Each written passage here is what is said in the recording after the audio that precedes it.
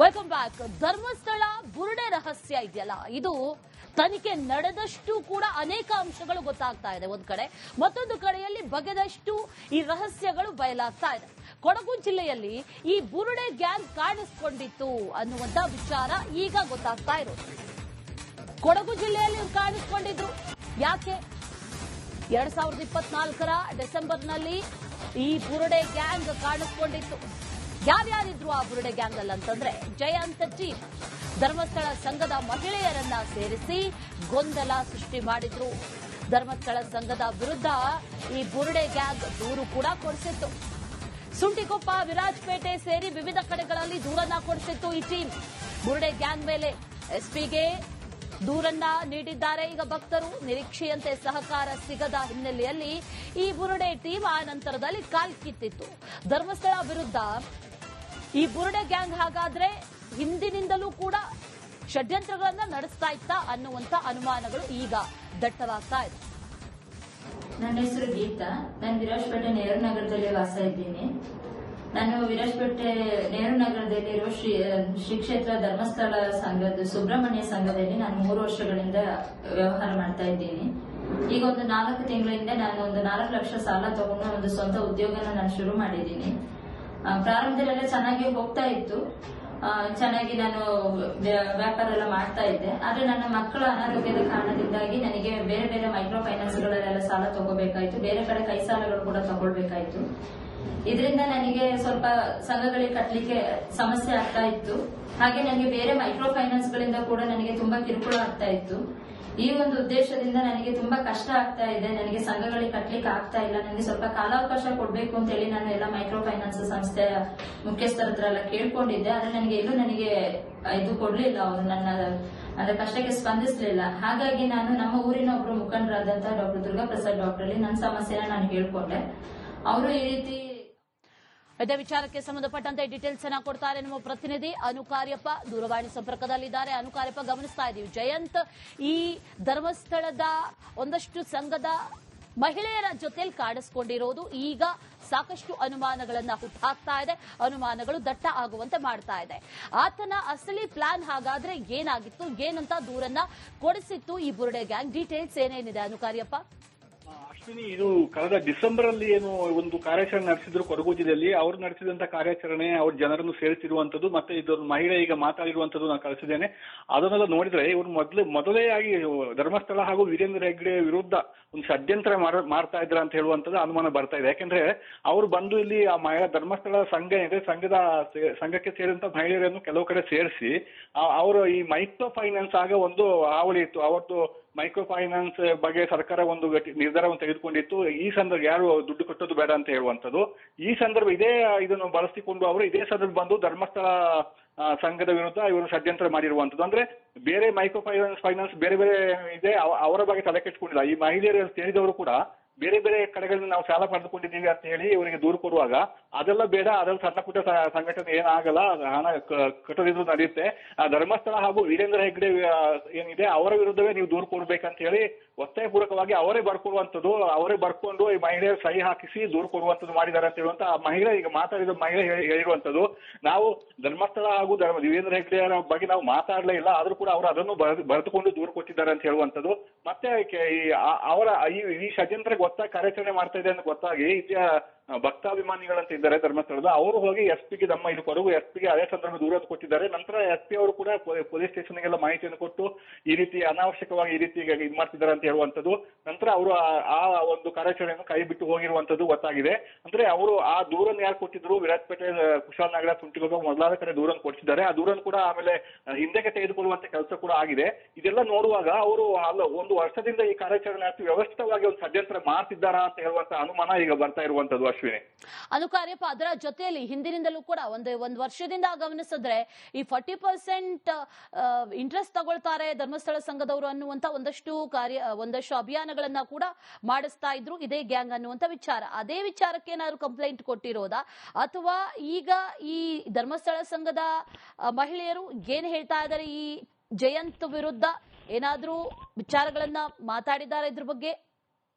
ಇಲ್ಲ, ಅದೇ ಸಂದರ್ಭ ಈ ಏನು ಅವರು ದೂರನ್ನು ಕೊಡ್ಸಿದ್ರು, ನಂತರ ಮಹಿಳೆಯರಿಗೆ ವಿಷಯ ಗೊತ್ತಾಗಿ ಈ ರೀತಿ ಅವರು ಹೇಳಿಕೆ ಮಾಡಿರುವಂತದ್ದು. ಮತ್ತೆ ಅವರು ವಿಡಿಯೋ ಮಾಡ್ತಿದ್ರಂತ, ಈ ಮಹಿಳೆಯರನ್ನು ಈ ರೀತಿ ಮಾತಾಡಿಸಿ ವಿಡಿಯೋ ಮಾಡುವಂತದ್ದು. ಅದರಲ್ಲಿ ಎಲ್ಲಾ ವಿಚಾರವನ್ನು ತೆಗೆದು ಎಡಿಟ್ ಮಾಡಿ ಕೇವಲ ಧರ್ಮಸ್ಥಳ ಹಾಗೂ ವೀರೇಂದ್ರ ಹೆಗ್ಗಡೆಗೆ ಸಂಬಂಧಪಟ್ಟ ವಿಷಯವನ್ನು ಮಾತ್ರ ಹಾಕಿ ಯೂಟ್ಯೂಬ್ಗಳಿಗೆ ಬಿಡ್ತಾ ಇದ್ರು ಅಂತ ಹೇಳುವಂತದ್ದು ಕೂಡ ಆ ಮಹಿಳೆ ಮಾತಾಡುವಾಗ ಹೇಳಿರುವಂತದ್ದು. ಇದರಿಂದ ವ್ಯವಸ್ಥಿತವಾಗಿ ಇವರು ಉದ್ದೇಶಪೂರ್ವಕವಾಗಲೇ ಈ ರೀತಿ ಮಾಡ್ತಾ ಇದ್ದಾರೆ ಅಂತ ಹೇಳುವಂತ ಅನುಮಾನ ಈಗ ಬರ್ತಾ ಇದೆ. ಅವರೊಂದು 8 ಜನ, ಜಯಂತ್ ಸೇರಿದಂತೆ 8 ಜನರಿದ್ದಾರೆ. ಅವ್ರ ಫೋಟೋವನ್ನು ಕೂಡ ಈಗ ನಿಮ್ಗೆ ಕಳಿಸಿದ್ದೀನಿ. ಎಲ್ಲ ಅವರು ಈ ತಂಡ ಸೇರ್ಕೊಂಡು ಮಾಡಿರುವಂತದ್ದು. ಕೊಡಗು, ಹಾಸನ ಭಾಗ ಈ ಕಡೆ ಎಲ್ಲ ಅವರು ಸಂಚರಿಸ್ತಾ ಇದ್ರು ಅಂತ ಹೇಳುವಂತ ಮಾಹಿತಿ ಕೂಡ ಸಿಕ್ಕಿರುವಂತದ್ದು. ಅಶ್ವಿನಿ. ರೈಟ್ ಅನುಕಾರ್ಯಪ್ಪ, ಥ್ಯಾಂಕ್ ಯು ಡೀಟೇಲ್ಸ್ಗೆ. Welcome back. ಧರ್ಮಸ್ಥಳ ಬುರುಡೆ ರಹಸ್ಯ ಇದೆಯಲ್ಲ, ಇದು ತನಿಖೆ ನಡೆದಷ್ಟು ಕೂಡ ಅನೇಕ ಅಂಶಗಳು ಗೊತ್ತಾಗ್ತಾ ಇದೆ ಒಂದ್ ಕಡೆ, ಮತ್ತೊಂದು ಕಡೆಯಲ್ಲಿ ಬಗೆದಷ್ಟು ಈ ರಹಸ್ಯಗಳು ಬಯಲಾಗ್ತಾ ಇದೆ. ಕೊಡಗು ಜಿಲ್ಲೆಯಲ್ಲಿ ಈ ಬುರುಡೆ ಗ್ಯಾಂಗ್ ಕಾಣಿಸ್ಕೊಂಡಿತ್ತು ಅನ್ನುವಂತ ವಿಚಾರ ಈಗ ಗೊತ್ತಾಗ್ತಾ ಇರೋದು. ಕೊಡಗು ಜಿಲ್ಲೆಯಲ್ಲಿ ಇವ್ರು ಕಾಣಿಸ್ಕೊಂಡಿದ್ರು. ಯಾಕೆ? 2024ರ ಡಿಸೆಂಬರ್ನಲ್ಲಿ ಈ ಬುರುಡೆ ಗ್ಯಾಂಗ್ ಕಾಣಿಸ್ಕೊಂಡಿತ್ತು. ಯಾರ್ಯಾರಿದ್ರು ಆ ಬುರುಡೆ ಗ್ಯಾಂಗ್ ಅಲ್ಲಿ ಅಂತಂದ್ರೆ, ಜಯಂತ್ ಟೀಮ್ ಧರ್ಮಸ್ಥಳ ಸಂಘದ ಮಹಿಳೆಯರನ್ನ ಸೇರಿಸಿ ಗೊಂದಲ ಸೃಷ್ಟಿ ಮಾಡಿದ್ರು. ಧರ್ಮಸ್ಥಳ ಸಂಘದ ವಿರುದ್ಧ ಈ ಬುರುಡೆ ಗ್ಯಾಂಗ್ ದೂರು ಕೂಡ ಕೊಡಿಸಿತ್ತು. ಸುಂಟಿಕೊಪ್ಪ, ವಿರಾಜಪೇಟೆ ಸೇರಿ ವಿವಿಧ ಕಡೆಗಳಲ್ಲಿ ದೂರನ್ನ ಕೊಡಿಸಿತ್ತು ಈ ಟೀಮ್. ಬುರುಡೆ ಗ್ಯಾಂಗ್ ಮೇಲೆ ಎಸ್ಪಿಗೆ ದೂರನ್ನ ನೀಡಿದ್ದಾರೆ. ಈಗ ಭಕ್ತರು ನಿರೀಕ್ಷೆಯಂತೆ ಸಹಕಾರ ಸಿಗದ ಹಿನ್ನೆಲೆಯಲ್ಲಿ ಈ ಬುರುಡೆ ಟೀಮ್ ಆ ನಂತರದಲ್ಲಿ ಕಾಲ್ಕಿತ್ತಿತ್ತು.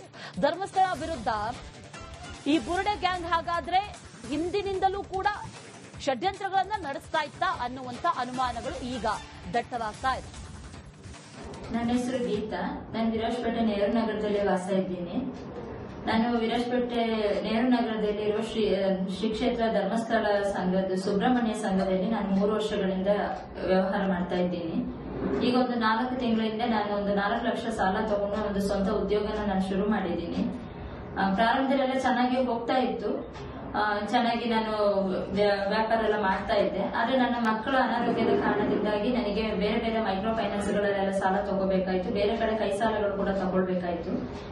ಇದರಿಂದ ನನಗೆ ಸ್ವಲ್ಪ ಸಂಘಗಳಿಗೆ ಕಟ್ಟಲಿಕ್ಕೆ ಸಮಸ್ಯೆ ಆಗ್ತಾ ಇತ್ತು. ಹಾಗೆ ನನಗೆ ಬೇರೆ ಮೈಕ್ರೋ ಫೈನಾನ್ಸ್ ಗಳಿಂದ ಕೂಡ ನನಗೆ ತುಂಬಾ ಕಿರುಕುಳ ಆಗ್ತಾ ಇತ್ತು. ಈ ಒಂದು ಉದ್ದೇಶದಿಂದ ನನಗೆ ತುಂಬಾ ಕಷ್ಟ ಆಗ್ತಾ ಇದೆ. ನನಗೆ ಸಂಘಗಳಿಗೆ ಕಟ್ಟಲಿಕ್ಕೆ ಆಗ್ತಾ ಇಲ್ಲ. ನನಗೆ ಸ್ವಲ್ಪ ಕಾಲಾವಕಾಶ ಕೊಡ್ಬೇಕು ಅಂತ ಹೇಳಿ ನಾನು ಎಲ್ಲ ಮೈಕ್ರೋ ಫೈನಾನ್ಸ್ ಸಂಸ್ಥೆಯ ಮುಖ್ಯಸ್ಥರ ಹತ್ರ ಎಲ್ಲ ಕೇಳ್ಕೊಂಡಿದ್ದೆ. ಆದ್ರೆ ನನಗೆ ಎಲ್ಲೂ ನನಗೆ ಇದು ಕೊಡ್ಲಿಲ್ಲ. ಅವರು ನನ್ನ ಕಷ್ಟಕ್ಕೆ ಸ್ಪಂದಿಸಲಿಲ್ಲ. ಹಾಗಾಗಿ ನಾನು ನಮ್ಮ ಊರಿನ ಒಬ್ರು ಮುಖಂಡರಾದಂತಹ ಡಾಕ್ಟರ್ ದುರ್ಗಾ ಪ್ರಸಾದ್ ಡಾಕ್ಟರ್ ನನ್ನ ಸಮಸ್ಯೆನ ನಾನು ಹೇಳ್ಕೊಂಡೆ. ಅವರು ಈ ರೀತಿ ಇದೇ ವಿಚಾರಕ್ಕೆ ಸಂಬಂಧಪಟ್ಟಂತೆ ಡೀಟೇಲ್ಸ್ ಅನ್ನ ಕೊಡ್ತಾರೆ ನಮ್ಮ ಪ್ರತಿನಿಧಿ ಅನುಕಾರ್ಯಪ್ಪ. ದೂರವಾಣಿ ಸಂಪರ್ಕದಲ್ಲಿದ್ದಾರೆ. ಅನುಕಾರ್ಯಪ್ಪ, ಗಮನಿಸ್ತಾ ಇದ್ದೀವಿ ಜಯಂತ್ ಈ ಧರ್ಮಸ್ಥಳದ ಒಂದಷ್ಟು ಸಂಘದ ಮಹಿಳೆಯರ ಜೊತೆಯಲ್ಲಿ ಕಾಣಿಸ್ಕೊಂಡಿರೋದು ಈಗ ಸಾಕಷ್ಟು ಅನುಮಾನಗಳನ್ನ ಹುಟ್ಟಾಕ್ತಾ ಇದೆ. ಅನುಮಾನಗಳು ದಟ್ಟ ಆಗುವಂತೆ ಮಾಡ್ತಾ ಇದೆ. ಆತನ ಅಸಲಿ ಪ್ಲಾನ್ ಹಾಗಾದ್ರೆ ಏನಾಗಿತ್ತು, ಏನಂತ ದೂರನ್ನ ಕೊಡಿಸಿತ್ತು ಈ ಬುರುಡೆ ಗ್ಯಾಂಗ್? ಡೀಟೇಲ್ಸ್ ಏನೇನಿದೆ ಅನುಕಾರ್ಯಪ್ಪ? ಅಶ್ವಿನಿ, ಇದು ಕಳೆದ ಡಿಸೆಂಬರ್ ಅಲ್ಲಿ ಏನು ಒಂದು ಕಾರ್ಯಾಚರಣೆ ನಡೆಸಿದ್ರು ಕೊಡಗು ಜಿಲ್ಲೆಯಲ್ಲಿ. ಅವ್ರು ನಡೆಸಿದಂತ ಕಾರ್ಯಾಚರಣೆ, ಅವ್ರ ಜನರನ್ನು ಸೇರಿಸಿರುವಂತದ್ದು, ಮತ್ತೆ ಇದೊಂದು ಮಹಿಳೆ ಈಗ ಮಾತಾಡಿರುವಂತದ್ದು ನಾನು ಕಳಿಸಿದ್ದೇನೆ.